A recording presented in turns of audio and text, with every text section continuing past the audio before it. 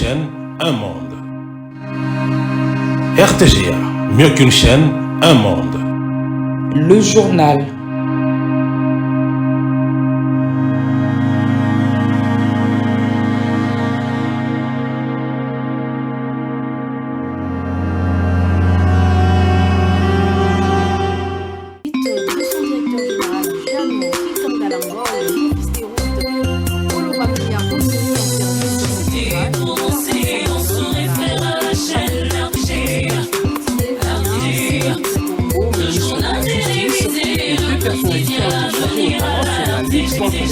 Et l'organisation d'une conférence l'année prochaine sur la crise dans l'Est de la RDC et de la justice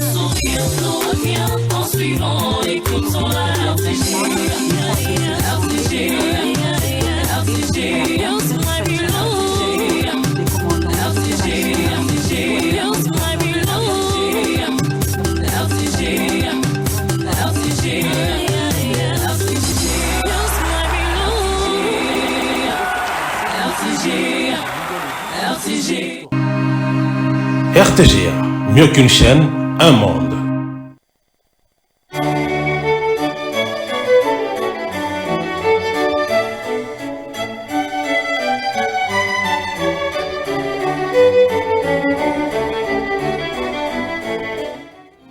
Ce journal vous est offert par Tango Protection. Illico Cash, ma banque mobile.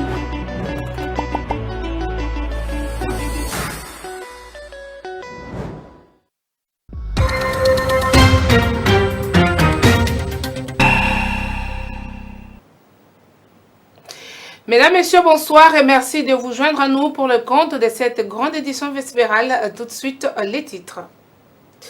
Coup d'état manqué du 19 mai dernier, le verdict est tombé ce vendredi. Jean-Jacques Wondo, 3 sujets américains dont le fils de Christian Malanga et 33 autres personnes condamnées à la peine de mort par les tribunaux militaires de Kinshasa-Gombe.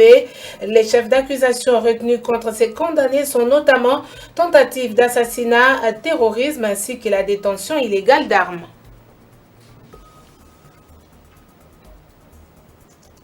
Les magistrats nommés en 2024 ne décolèrent pas. Ils étaient en sit-in ce vendredi sur l'avenue du tourisme menant vers la cité de l'Union africaine pour réclamer leur nomination. Ils prévoient une marche pacifique ce 16 septembre, une manière pour eux de maintenir la pression sur les autorités compétentes. La coalition Lamuka dénonce la détention secrète de Seth Kikouni et exige sa libération immédiate et sans condition, qui depuis plusieurs jours ne donne plus de ses nouvelles. Pour Lamuka, c'est à l'ANR plutôt de clarifier la situation de Seth Kikouni. Voilà tout pour les titres.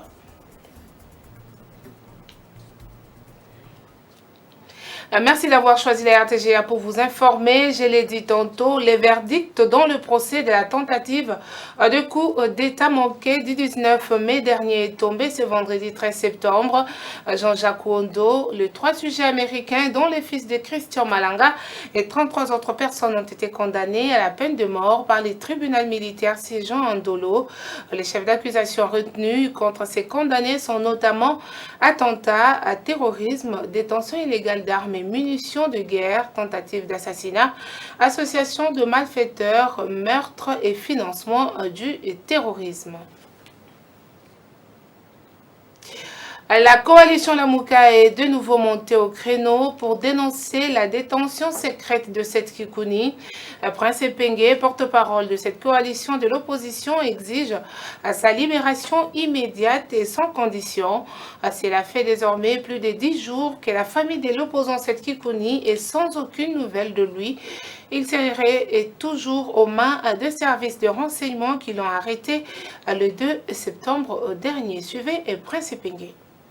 La coalition Lamuka et l'AD Congo réclamons ou exigeons la libération immédiate et sans condition de l'opposant Seth Kikuni qui a été enlevé par les services de sécurité de M. Félix Tshilombo en violation de tous ses droits. Seth Kikuni est malade et ça ne date pas d'aujourd'hui. Nous partageons les inquiétudes de son épouse. Nous confirmons ses propos quant à son état de santé. En effet,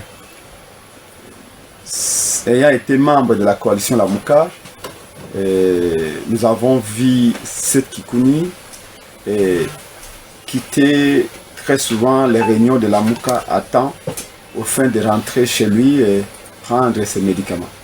Et donc le fait qu'il soit enlevé et mis dans un cachot noir pendant plus d'une semaine sans accéder à sa femme et à ses avocats avec la possibilité d'être ravitaillé avec des médicaments, et bien, sa vie serait sérieusement à danger. D'où nous exigeons sa libération immédiate et sans condition.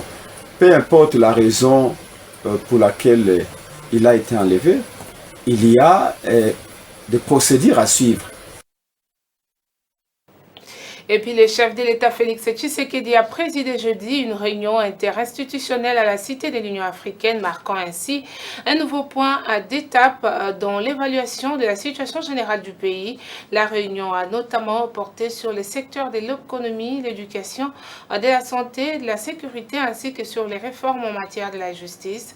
Cette réunion a permis d'aborder la situation sécuritaire préoccupante dans les provinces de l'Est et de l'Ouest de la RDC ainsi que le parachèvement du processus électoral dans certaines zones du pays encore marquées par des tensions. Suivez Vital Kamere qui fait les comptes rendus de cette réunion.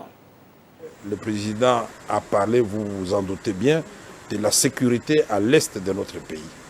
La façon de mettre fin à cette guerre avec la montée en puissance de l'armée, mais aussi comment protéger nos populations et leurs biens en parlant de la police professionnelle que nous devons absolument, dont nous devons encourager la mise en place.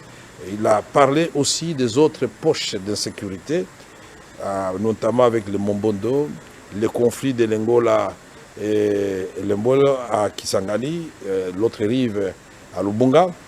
Et ici, de voies et moyens sont étudiés au niveau de toutes les institutions pour ramener la paix totale sur l'ensemble de notre territoire. La question des conseillers communaux a été soulignée.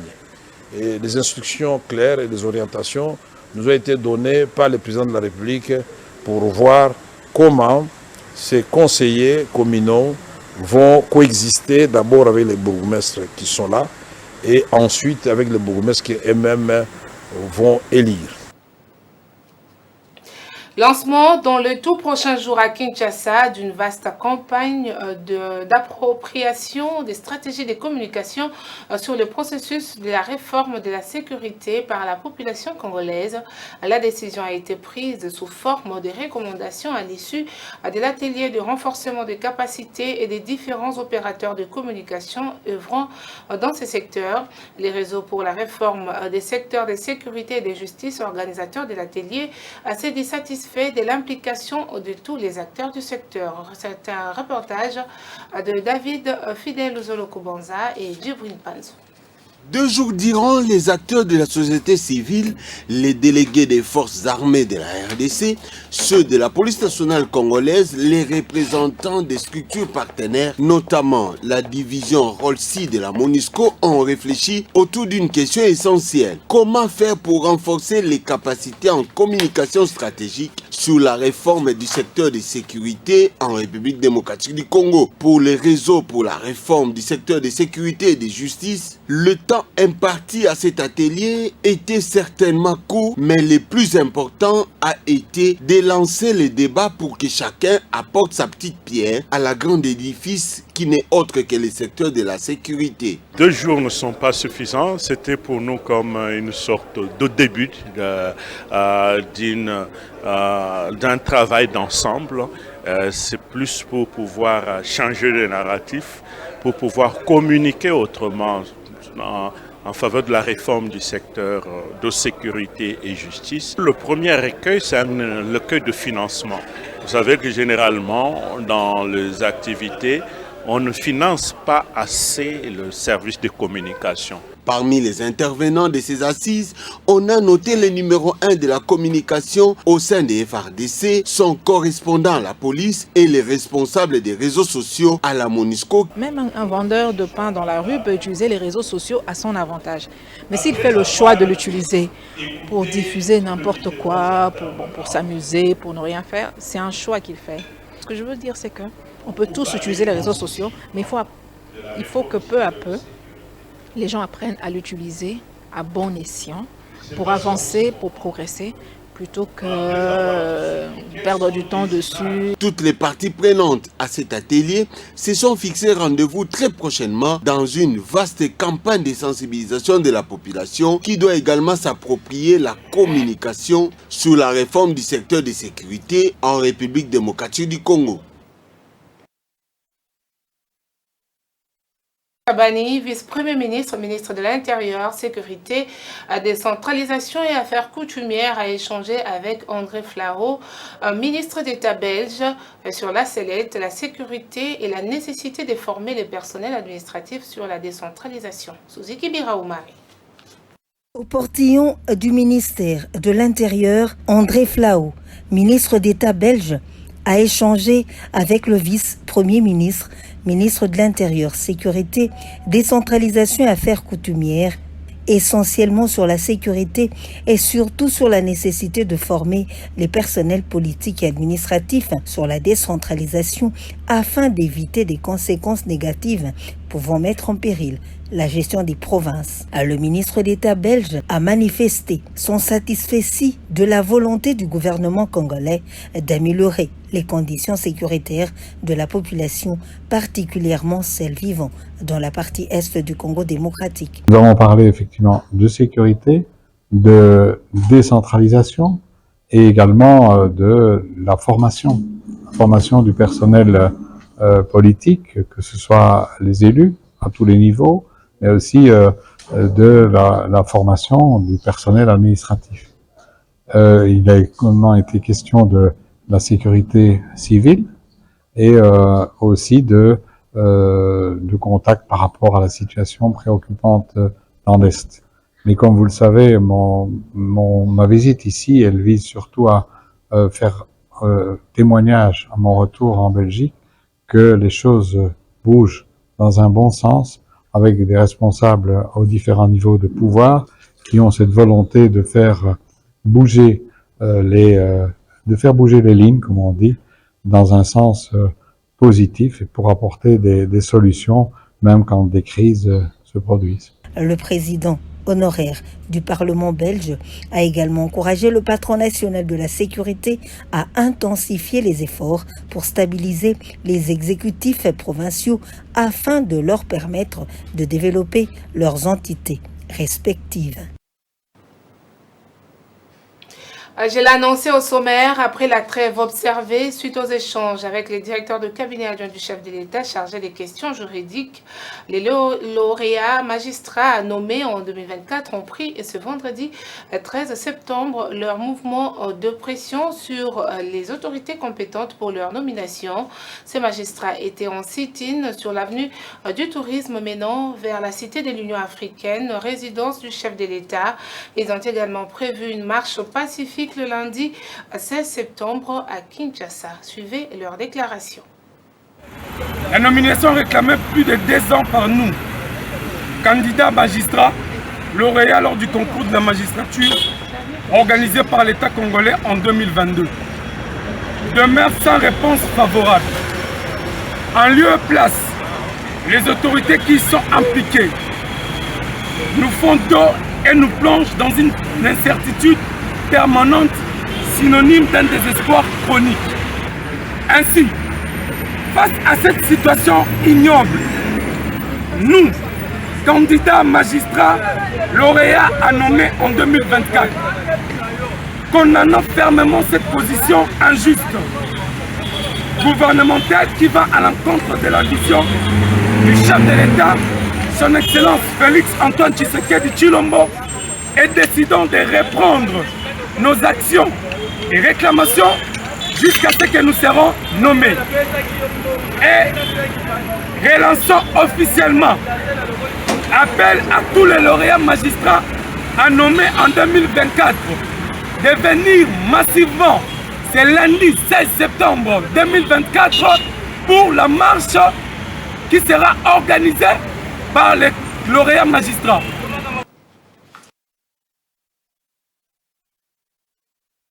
Pour la République démocratique du Congo, l'inflation continue à baisser pour la 4e semaine consécutive et le franc congolais se consolide. Il y a une nouvelle croissance qui s'affirme autour de 6%. C'est ce qui ressort de l'examen de la situation économique du pays effectué lors de la réunion du comité de politique monétaire tenue à la primature le jeudi 12 septembre 2024 sous la direction de la première ministre Judith Suminwa Tuluka. Reportage de Jacques Bandombe. 2 points essentiels ont été examinés au cours de cette séance de travail.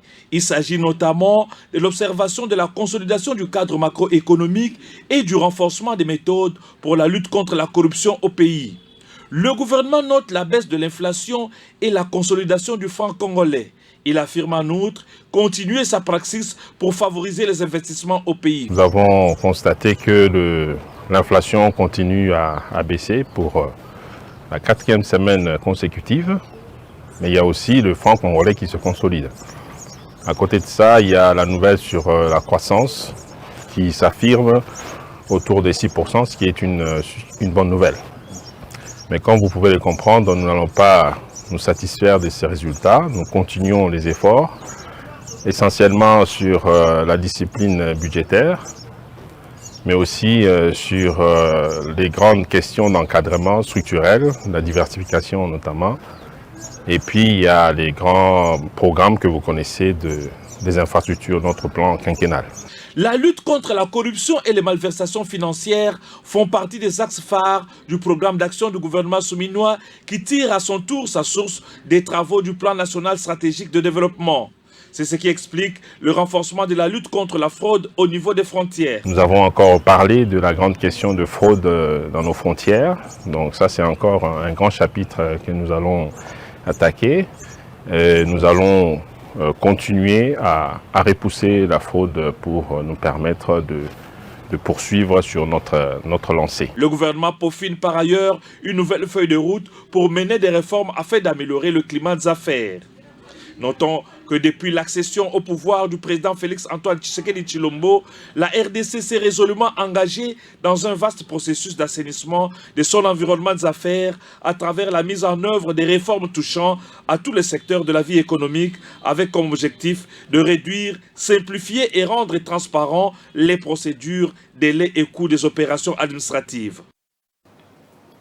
Et toujours dans ce chapitre économique, Equity BCDC a procédé jeudi 12 septembre 2024 à la présentation du résultat de l'exercice 2023 et ses réalisations à mi-parcours pour cette année avec un capital de fonds qui s'est solidifié. Cette activité s'est déroulée à Kinshasa en présence de toutes les parties prenantes. Judith Ebondo et Pedi Pereira pour le reportage.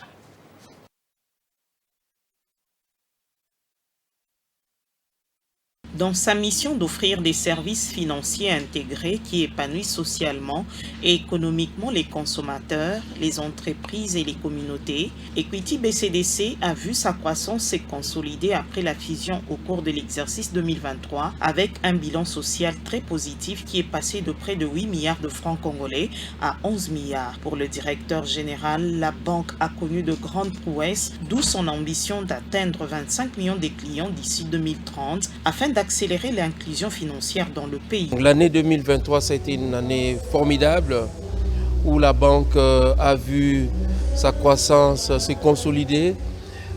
Après la fusion, bien évidemment, nous avons connu une croissance quasi le triple de notre portefeuille de total actif. L'année passée a connu une particularité où on a dépassé la barre de 100 millions de dollars de profit net après impôt. Nous avons présenté le résultat, aussi un bilan social, parce que nous sommes une banque à deux moteurs, le moteur économique et le moteur social. Donc nos actifs à ce jour commencent déjà à frôler les 5 milliards de dollars américains.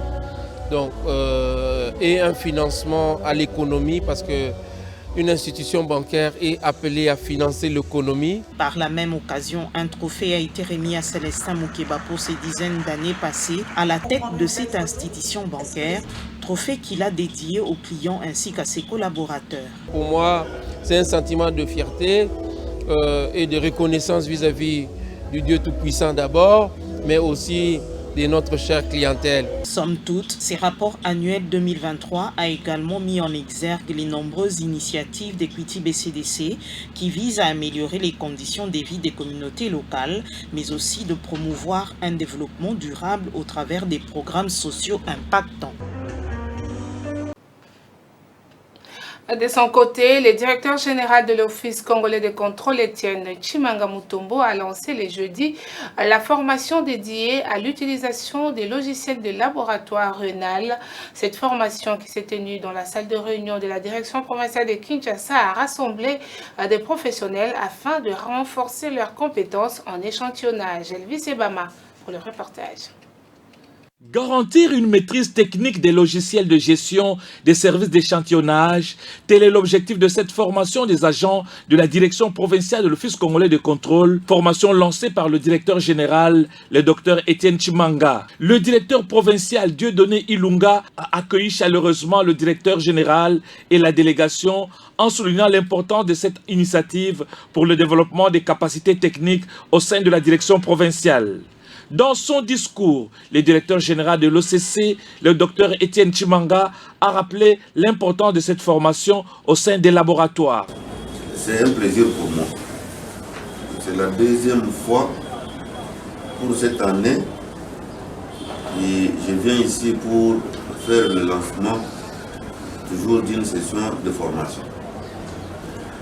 Lorsque vous avez des agents qui ne sont pas capacités, c'est comme qui dirait vous avez un groupe électrogène que vous ne donnez pas des huiles moteurs.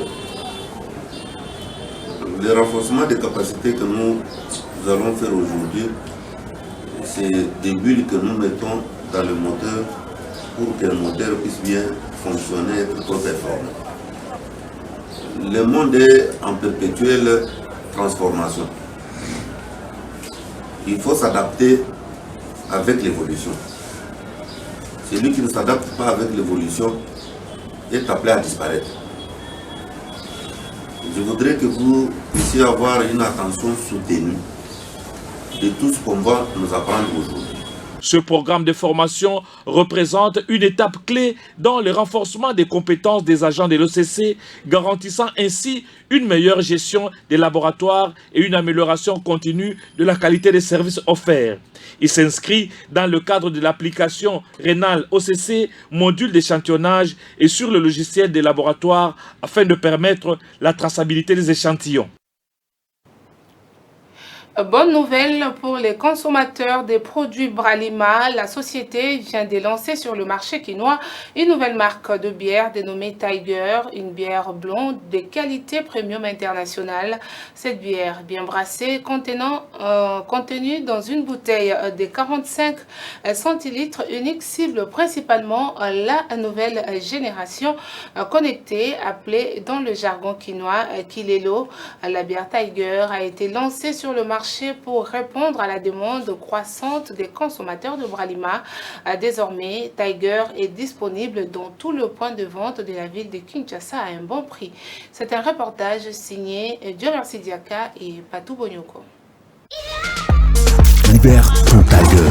Rugissons dans les restes du monde, maintenant à Kinshasa. Tiger, c'est la nouvelle bière blonde marque Premium International brassée en République démocratique du Congo dans les installations de la Bralima. Cette nouvelle bière en formant 45 centilitres unique est désormais disponible dans tous les points de vente de la ville de Kinshasa, capitale de la RDC. Ces nouveaux produits 100% nouveaux est une marque de haute facture qui est lancée sur le marché pour répondre à la demande des consommateurs, a fait savoir Victor Madiela, directeur général de la Bralima. Après la Heineken, après le lancement de la production locale de Heineken il y a 4 ans, la Bralima vient pour une deuxième fois sur le marché congolais, sur le marché de Kinshasa, avec une marque internationale de haute facture et qui s'appelle Tiger, qui est une des marques principales du groupe Heineken, présente dans plusieurs pays, dans tous les continents, de l'Asie à l'Amérique, en Europe jusqu'en Afrique. Les consommateurs d'aujourd'hui qui sont jeunes ont besoin d'un nouveau style, de quoi réjouir Caroline Wouters, directrice marketing Bralima, qui s'est dit très fière que la Bralima propose à ses consommateurs une bière de qualité, excellente brassée avec les meilleurs ingrédients et dans un look aussi moderne. On n'a pas seulement une bière avec un goût excellent, un goût accessible, très rafraîchissant, mais elle vient aussi dans une nouvelle bouteille. Comme on est la Bralima, pour nous c'est important de continuer à innover, de suivre les tendances sur le marché. Tiger est l'une des marques internationales du groupe Heineken, une marque innovatrice, unique, originale, courageuse, caractérisée par un esprit jeune, trouvera rapidement sans doute sa place sur le marché quinois, grâce notamment à sa cible qui est principalement les jeunes connectés, appelés dans les jargons quinois Kilelo. Libère ton Tiger. En santé, l'OMS préqualifie le premier vaccin contre le Mpox. L'Organisation mondiale de la santé a annoncé que le vaccin MVA-BN serait le premier vaccin à être ajouté à sa liste de préqualification. L'approbation de présélection devrait faciliter un accès rapide et accru à ce produit viral dans les communautés qui en ont un besoin urgent. L'objectif, c'est de réduire la transmission et d'aider à contenir l'épidémie. L'évaluation de l'OMS en vue de la préqualification est basée sur les informations soumises par les fabricants bavariens Nordiv A/S et sur l'examen de l'Agence européenne des médicaments, l'agence des réglementations officielles de vaccins. Et pour avoir diffusé l'émission interdite de Bachelor, la chaîne de télévision Canal Plus Pop du bouquet Canal Plus est suspendue pour une durée de 45 jours par le Conseil supérieur de l'audiovisuel et de la communication. Cette décision émane d'une réunion présidée par Christian Bossembe et Lokando, réunion qui a avant tout fustigé la violation de la première mesure contre cette télé-réalité. David Fidel Ouzolo-Koubanza. Attendu qu'étant sous suspension, la chaîne Canal Plus Pop a continué à diffuser allègrement et sans embâche le programme frappé d'interdiction. Attendu que cette attitude constitue une violation délibérée des décisions du Conseil et frise la rébellion contre l'instance de régulation des médias, attendu que le CESAC constate et ou sanctionne le cas de non-observance des sanctions par lui prononcées, vu l'urgence et la nécessité, prend à titre conservatoire l'acte dont la teneur suit. Article 1er.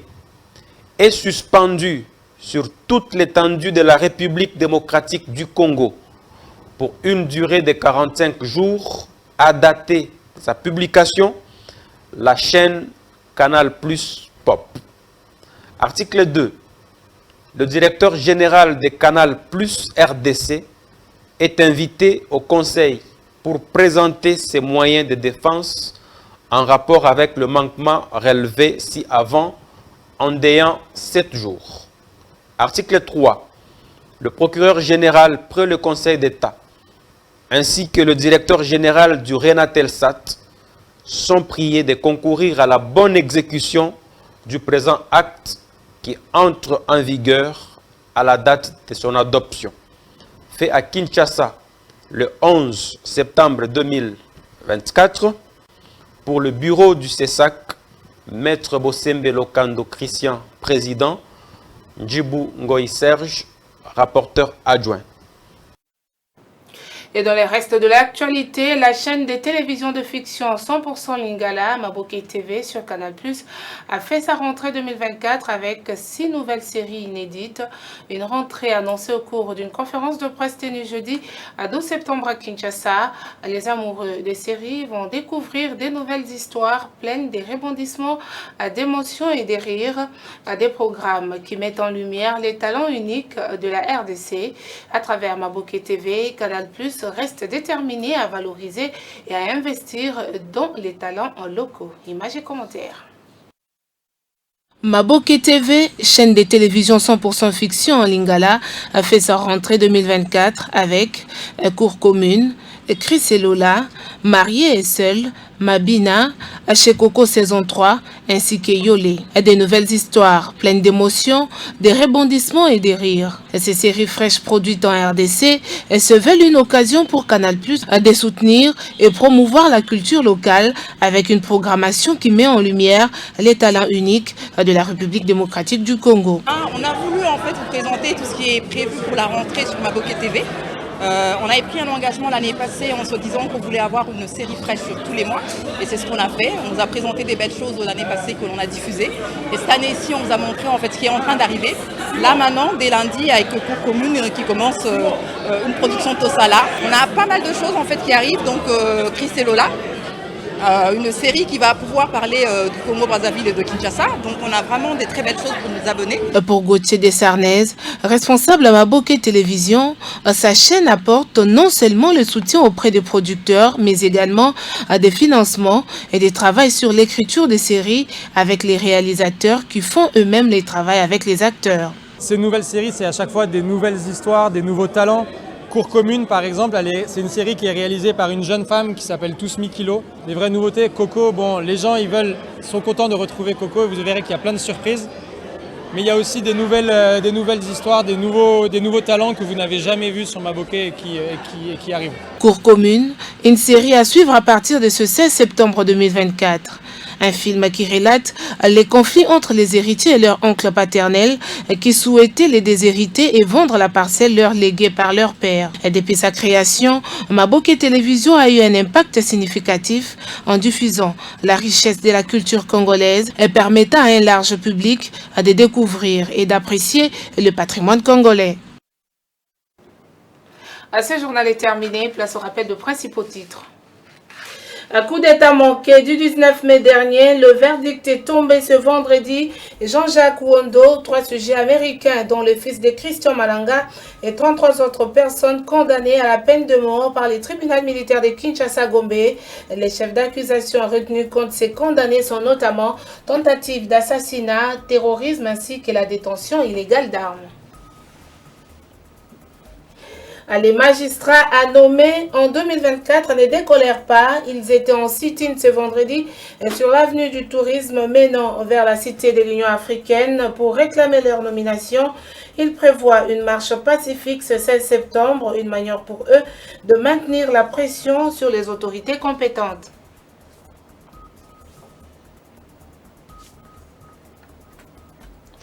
La coalition Lamuka dénonce la détention secrète de Seth Kikouni et exige sa libération immédiate et sans condition, qui depuis plusieurs jours ne donne plus de ses nouvelles. Pour Lamuka, c'est à l'ANR de clarifier la situation de Seth Kikouni.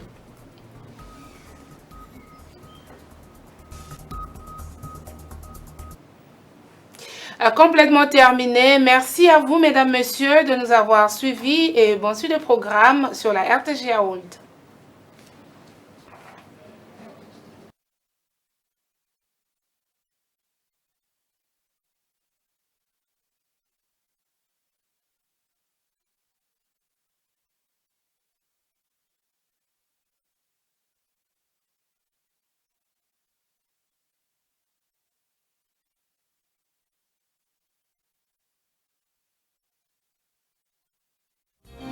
Ce journal vous a été offert par Tango Protection. Illico Cash, ma banque mobile.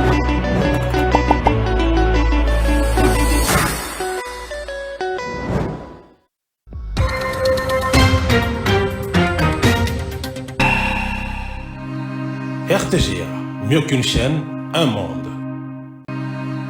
RTGA, mieux qu'une chaîne, un monde.